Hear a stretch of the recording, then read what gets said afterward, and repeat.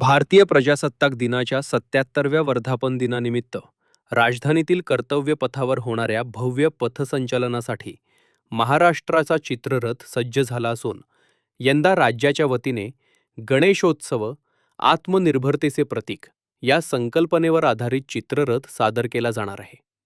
राष्ट्रीय गीत वंदे मातरमला 150 वर्ष पूर्ण होत असल्याच्या ऐतिहासिक पार्श्वभूमीवर यंदाचा सोहळा विशेष ठरणार आहे. त्यामुळे या संचलनात सहभागी होणारा महाराष्ट्राचा हा चित्ररथ राज्याची प्रदीर्घ परंपरा आणि वाढत्या आर्थिक सामर्थ्याचे दर्शन अवघ्या जगाला घडवेल. लोकमान्य टिळकांनी सार्वजनिक गणेशोत्सवातून ज्या सामाजिक क्रांतीची मुहूर्तमेढ रोवली, तीच चळवळ आज आधुनिक भारताला कशी आत्मनिर्भर बनवत आहे याचे प्रभावी चित्रण या चित्ररथात करण्यात आले आहे.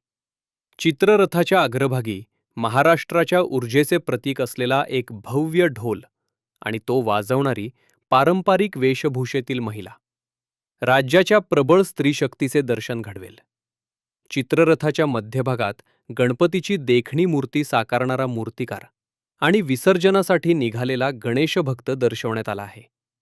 चित्ररथाच्या शेवटच्या भागात महाराष्ट्राचे श्रद्धास्थान असलेल्या अष्टविनायक मंदिराची भव्य प्रतिकृती साकारण्यात आली असून इतर सांस्कृतिक बाबींचेही बारकाव्यांसह दर्शन घडवण्यात आले आहे. चित्ररथाच्या दोन्ही बाजूस पारंपरिक नऊवारी साडी परिधान केलेल्या महिलांचे लेझिम पथक असणार आहे. पहा या चित्ररथाची पहिली झलक.